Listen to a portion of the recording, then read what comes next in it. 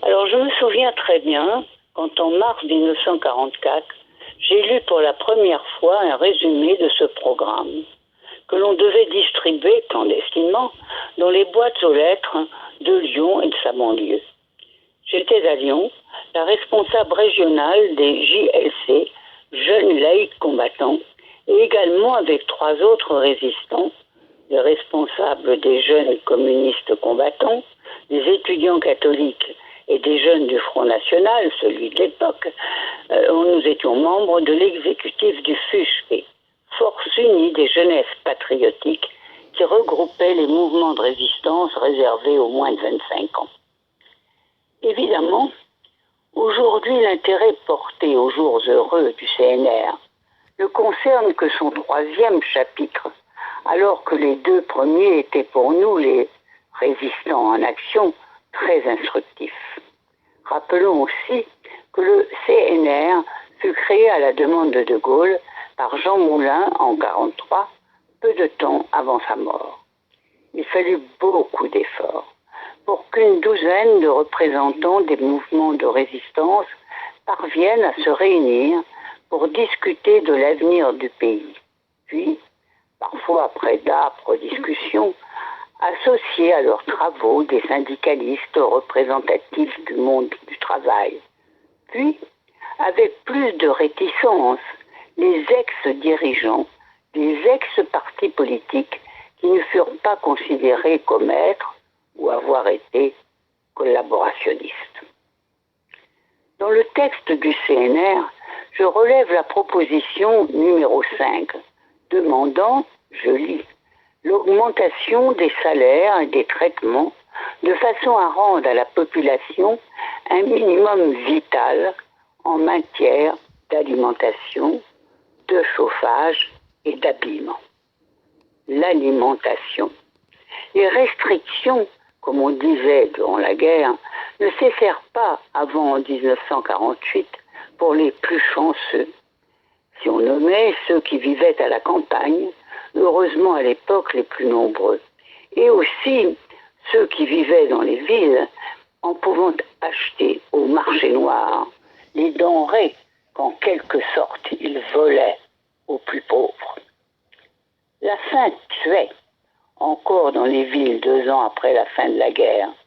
Début 1948, de mes propres yeux, j'ai vu 2 infirmiers avec leur brancard emporter le corps d'un homme d'environ 40 ans, mort de faim, devant l'entrée de l'hôpital de la Conception, pour ceux qui connaissent Marseille.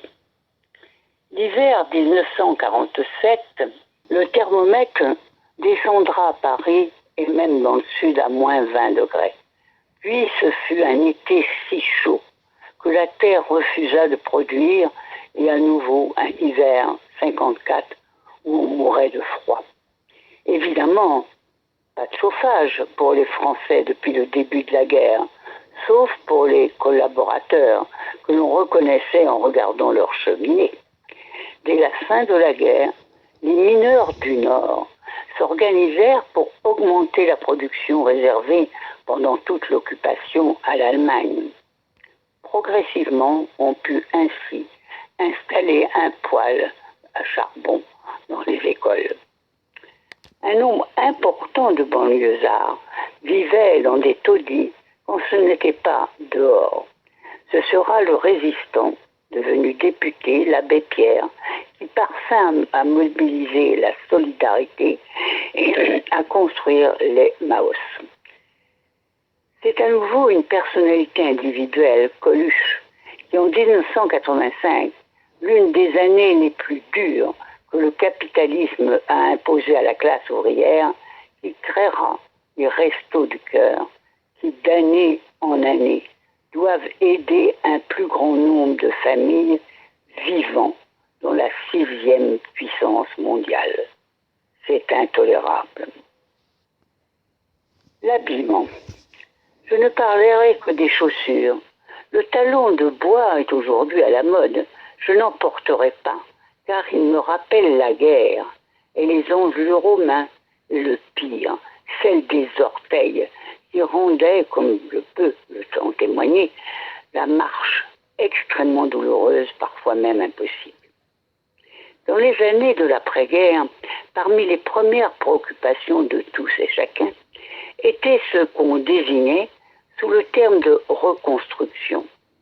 Ceci pour deux raisons.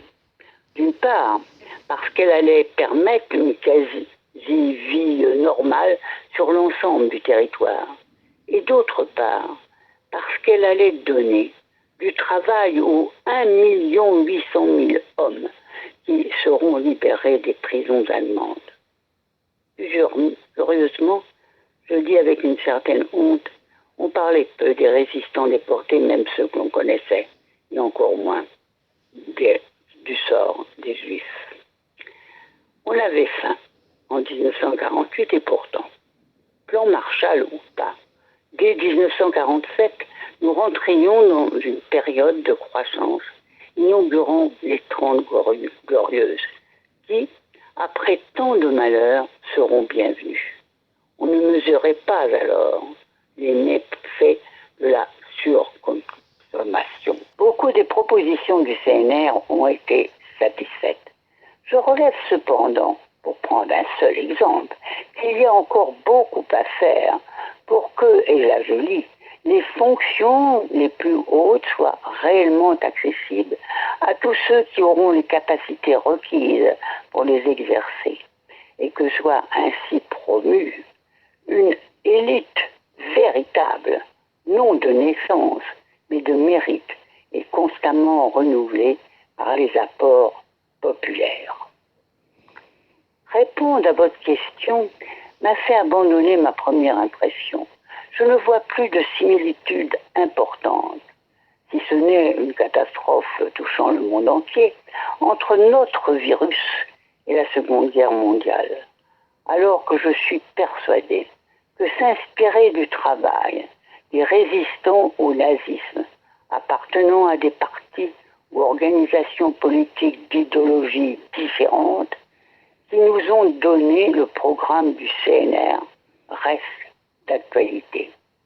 Je serais plus rassuré s'il y avait quelques mois, nous avions soutenu par des manifestations significatives les salariés des hôpitaux publics, nos héros d'aujourd'hui, qui réclamaient qu'on abandonne les mesures destinées à affaiblir les organismes d'État au profit du privé.